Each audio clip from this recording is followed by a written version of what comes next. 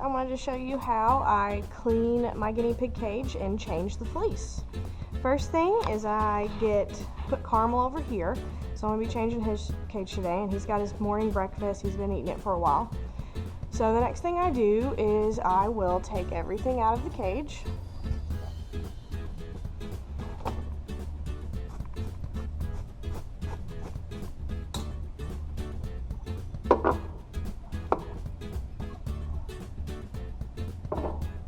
And then I'll sweep.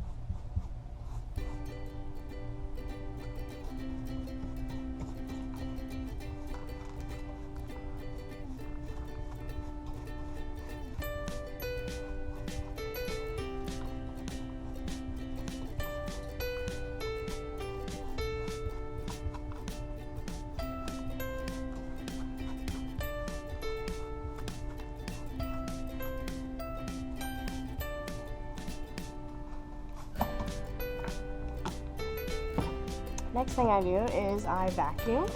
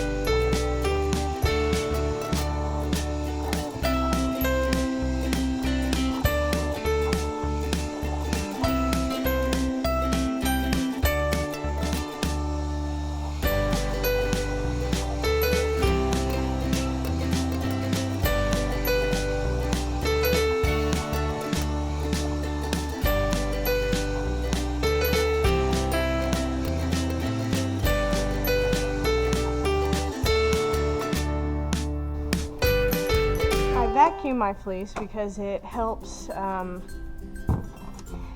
the washer, so I'm not having to shake, and it just makes cleaning a lot more easy. So Next thing I do is I put these in the bin to be washed, and then I start taking apart the cage.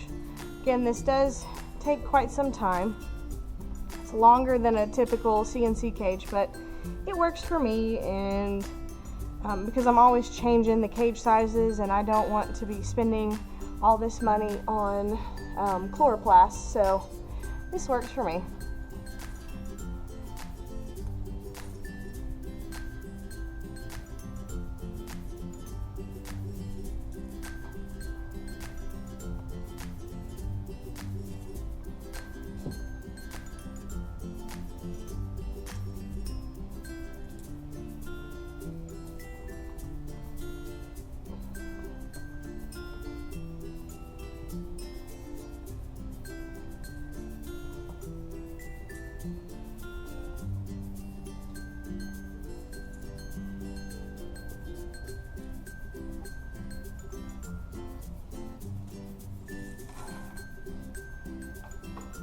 And then I just start taking apart the cage.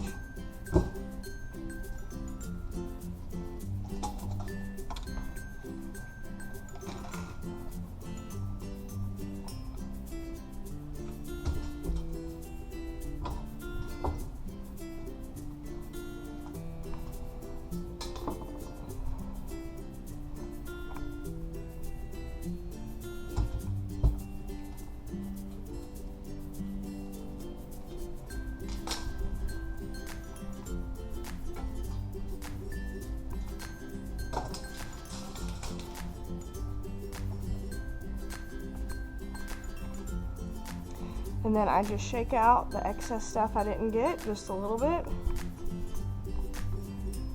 And then I fold these up.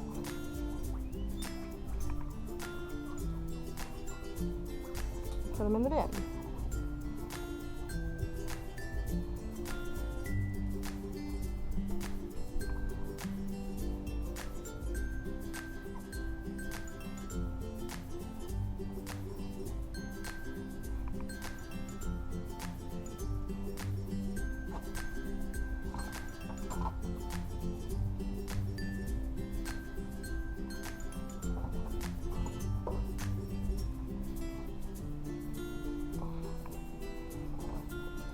And there's no need to wipe the table down this time because Caramel didn't mess anywhere. He usually just hangs out in his hideaways and his litter box. So here is how I wash the guinea pigs. I use all stain lifters. It's free and clear of perfumes and dyes, and I like OxiClean because it cleans a little better. So all I do is I just put all this in the load. I don't have to shake it out because I vacuumed it.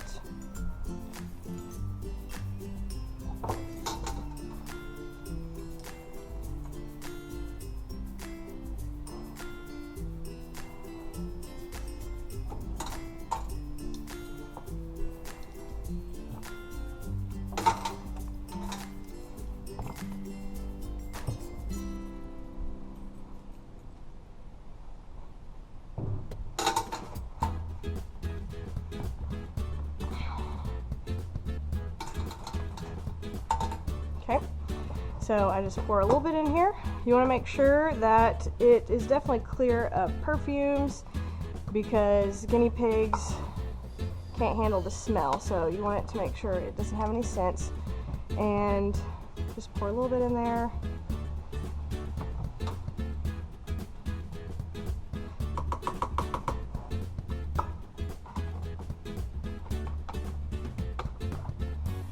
Make sure not to use any softeners because that will prevent the, this actually causes it to wick if you put softeners in there. So you want it to go directly through to the towels or absorbent material. I put it on hot cold because there's not a hot. We'll do a large load and then I just wash it normally. And that's it. So I just wanted to give an overview of my procedure. My video was kind of awkward because I had teachers in the rooms with me while I was filming, and that's just weird. I don't ever do good like that. So first thing is I sweep my fleece and vacuum it every day, so by the time on Sunday when I go to school and clean it, there's not much I have to do because I've done it every single day. And I only wash my fleece once a week because my guinea pigs are somewhat litter trained and they do most of their business in the litter or in their hideaways. So I always provide a potty pad under the hideaways. Otherwise, they really don't pee or poop in other places. I mean, they may poop, but not normally pee. And if they do, then I clean the cage earlier than that. But usually it's just once a week. And so when it comes for cage cleaning day, I sweep and then I vacuum. And I've put a link below on the type of vacuum I've used. I literally have had that vacuum for probably more than 2 years. I've had it from the beginning that I've had guinea pigs. So, and it just now this summer, it got to the point where the battery just would not charge as good and it wouldn't even last a full cage. And I have 3 cages to clean, so I felt it was time to get a new one. So I felt $60 every 2 years isn't too bad. And it's very high powered, and it's kind of hard to get used to. It's literally like ripping my fleece apart. Not ripping it apart, but like it's moving it because it's really suctioning it compared to my old one. But and then we have washers at school, and the teacher who has them has allowed me to use it. So it's saving me money and keeping my my new washer from screwing up. But again, I vacuum, so there's not as much hair as there would be from someone just shaking the fleece. But I use all free and clear perfumes and dyes. There's no scents, because you got to think about it, guinea pigs' noses are right up against the fleece, constantly there. So you don't want anything with perfumes because it could give them respiratory problems, and they're very sensitive to that. And then I use OxyClean because sometimes they just get super dirty, and vegetables, juice, and stains. So I have never had a problem with stains being left on mine. So it does a pretty good clean.